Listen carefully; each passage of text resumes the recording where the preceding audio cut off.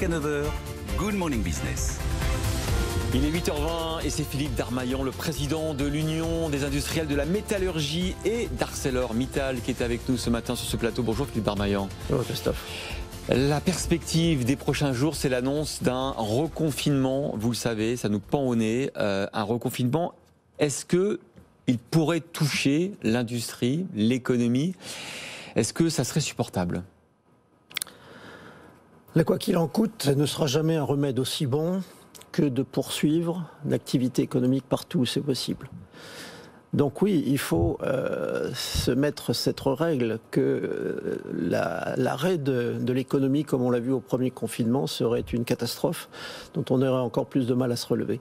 Et donc cette règle doit être mise en parallèle avec le fait que c'est possible. C'est-à-dire qu'on sait maintenant que c'est pas dans les entreprises que se passe le confinement, parce que nous avons en place les protocoles, parce que nous sommes capables de nettoyer les postes de travail. Donc il faut reprendre ces protocoles si la Covid devient sur d'autres types de virus, etc. On a appris ce matin que 10% des contaminations en France, désormais, sont le variant anglais. Voilà. Et donc il faut reprendre ça, reprendre nos protocoles en fonction de l'évolution des choses. Regarder ce qui reste dans les entreprises, c'est finalement la question des cantines, donc voir comment est-ce qu'on peut sécuriser ces cantines au plan sanitaire. Ce qui reste, c'est l'exportation. Comment est-ce que les techniciens que nous envoyons à l'exportation, on peut effectivement les envoyer de façon pratique, et bien sûr la vaccination est tout à fait essentielle dans ce domaine. Donc il faut travailler là-dessus. Ça concerne les protocoles de l'industrie, ça concerne aussi les protocoles du commerce, car l'industrie ne peut pas fonctionner sans commerce. Est-ce que vous avez des discussions avec le gouvernement actuellement? Est-ce que cette hypothèse d'un confinement qui irait jusqu'à l'industrie et les commerces est étudiée? Non, je pense que nous travaillons avec le gouvernement, enfin mes collègues du commerce travaillent avec le gouvernement très, très assidûment pour effectivement voir comment, dans un cas de nouveau confinement, on pourrait continuer à avoir les commerces ouverts. Alors il n'empêche que Bruno Le Maire prépare déjà un plan de soutien renforcé. On l'a vu avec Thomas Asportas ce matin, notamment sur les PGE qui pourraient être prolongés au-delà des 6 ans, sur les prêts participatifs qui prendraient le relais à 8 ou 10 ans, et puis sur l'annulation de certains PGE. On entend ça à Bercy aujourd'hui. Vous y êtes favorable ? Nous sommes pour que partout où c'est indispensable, le soutien de l'État continue. Et là où ce n'est pas indispensable, nous sommes pour une solidarité économique et faire en sorte que les activités qui peuvent tourner tournent dans un contexte normal. Donc le chômage partiel, les PGE doivent effectivement être affectés là où c'est nécessaire. Il faut se préoccuper, la question des bilans des entreprises est tout à fait clé, non seulement pour passer la crise, mais ensuite pour être capable de mettre en place le plan de relance. Investir veut dire des bilans corrects. Donc il faut effectivement traiter cette question. Et le gouvernement est en train, sur la question des prêts participatifs, est en train d'avancer. Et nous voyons ça bien sûr d'un très bon œil. Je pense qu'il faut être assez flexible sur les mesures à prendre, voir la situation, mais dans un souci constant, poursuivre notre activité industrielle et économique. Alors vous évoquiez le plan de relance qui, déjà on le voit ici sur ce plateau, dans l'hydrogène, provoque une sorte d'abord il y a 35 milliards d'euros au niveau européen qui vont être injectés et on voit les effets, ça va très vite, le nombre de levées de fonds de start-up dans l'hydrogène, dans les réservoirs, dans la pile à combustible. C'est assez formidable ce qui se passe parfois dans des secteurs comme ça. Hein. Oui, c'est très réconfortant, le plan de relance est un succès. Il est un succès, vous mentionnez l'hydrogène et des choses aussi fondamentales que l'évolution vers la neutralité carbone qui effectivement avance très fort, mais de façon beaucoup plus pratique. Le plan du gouvernement sur l'industrie du futur, sur le digital, sur le changement des process est un énorme succès. On avait, je crois, budgété au départ une 40aine de millions, on va arriver à 700 millions de supports sur ce sujet-là, avec de l'ordre de 4000 entreprises qui effectivement ont fait appel et ont proposé des plans. Donc les industriels sont prêts à investir. Il y a une envie d'entreprendre. Même de façon plus générale en France, on voit bien que les gens ont envie de travailler.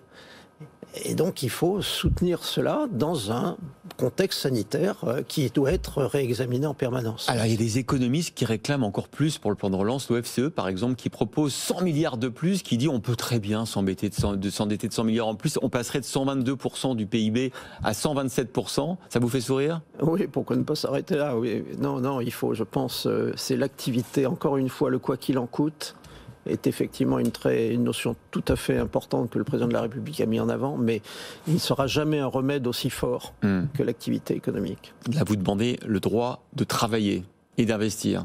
Le droit à entreprendre. Votre grande crainte en tant que président de l'IEM depuis plusieurs mois et plusieurs années, c'est que le seuil fatidique des 10% de l'industrie dans le PIB ne soit franchi à la baisse. Est-ce que vous croyez, Philippe Darmaillan, qu'on va arriver comme ça à se hisser durablement au-dessus des 10%? Oui, je crois que l'option stratégique, elle est bonne. Il faut se mettre sur ce qui va progresser dans l'économie mondiale, c'est-à-dire l'envie de neutralité carbone, l'envie d'usages différents de ce qu'ils étaient, le digital, et je pense que nos industries doivent effectivement saisir ces opportunités pour être là. Quand il faut vous parler de l'hydrogène, nous devons être présents dans la production d'hydrogène vert, car c'est un des vecteurs essentiels pour la neutralité carbone. Donc y être maintenant, c'est effectivement s'assurer des positions pour le futur. Alors on a eu les chiffres du chômage hier qui sont pour le 4e trimestre plutôt bons parce que légère baisse, ça tient quoi. Est-ce que du coup, votre crainte encore, les 500 000 emplois industriels qui pourraient être supprimés d'ici 2022, le spectre s'éloigne? Encore une fois, il faut être très attentif. Nous sommes actuellement en matière sociale sous anesthésie de l'ensemble des mesures prises par le gouvernement. Et donc, il y aura un réveil. Et donc, l'économie va se retrouver en salle de réveil comme à l'hôpital. Et il va falloir faire très attention à cette phase de réveil. Nous sentons aujourd'hui, avec les incertitudes qui arrivent, le nombre de consultations que nous avons à l'UMM pour des PSE qui augmente.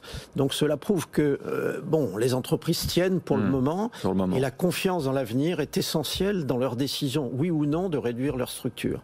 Donc nous restons extrêmement attentifs et nous pensons toujours que le niveau de PSE va augmenter. Nous pensons toujours que nous avons un risque et qu'il va falloir politiquement nous soutenions ces entreprises en difficulté pour passer le mieux, et que nous soutenions aussi bien évidemment les salariés qui seraient concernés par ces plans. Alors, coup de projecteur sur votre entreprise ArcelorMittal. On a observé depuis plusieurs semaines une flambée du prix des matières premières. Est-ce que ça concerne aussi vos produits ?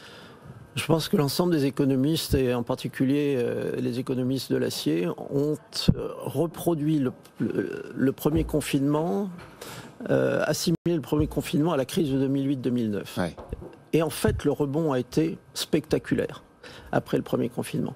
Et ça, nous l'avons mal anticipé. Et donc nous avons désamorcé la pompe en arrêtant nos hauts fourneaux, avec des temps de redémarrage extrêmement longs. Et donc, ce temps de redémarrage, et qui n'est pas seulement celui d'ArcelorMittal, qui est l'ensemble des aciéristes, fait qu'il y a actuellement une tension sur l'acier, une tension sur les matières premières, de façon générale, et qu'il va falloir vivre ça pendant j'allais dire, au moins le premier semestre. À court terme, c'est bon pour les marges, vos prix augmentent. Ouais, enfin bon, nos clients sont en difficulté, c'est jamais bon pour un business. Donc nous avons actuellement réouvert l'ensemble de nos fourneaux. Nous réamorçons la pompe, c'est-à-dire nous réamorçons les stocks des distributeurs, et c'est ça notre première priorité aujourd'hui, c'est d'assurer la fourniture du marché. Est-ce que vous êtes confiant sur le redémarrage de l'économie mondiale en 2021? Ça va se poursuivre, malgré les incertitudes, notamment en Europe? La question que nous avons est la diversité des situations de pays et d'entreprises. Ouais. Il y a des entreprises en France qui marchent du feu de Dieu. Il y en a d'autres qui sont à la peine. L'aéronautique en particulier est de façon générale à la peine. L'automobile est face à des restructurations très importantes. Et j'allais dire, au niveau macroéconomique, c'est exactement la même chose. La Chine est repartie de façon assez forte. Les États-Unis ont mis un focus sur la croissance économique. Et donc, il est important que l'Europe soit dans ce concert et ne soit pas arrêtée. Parce que, bien évidemment, on va y perdre. Le commerce extérieur, je vous le rappelle, est passé de 60 milliards de déficit à 90 milliards de déficit en 2020. Bon, c'est pas des choses qu'il faut appeler de nos voeux. Il faut reprendre l'activité économique dans un contexte nouveau et donc s'y attacher et s'en mettre cela comme objectif. Et donc, ne pas arrêter l'économie, c'était votre message en début de cette interview. Malgré un confinement probable, il ne faut pas arrêter l'économie. Merci Philippe Darmaillan, président de l'UMM et d'ArcelorMittal, d'avoir été l'invité de Good Morning Business.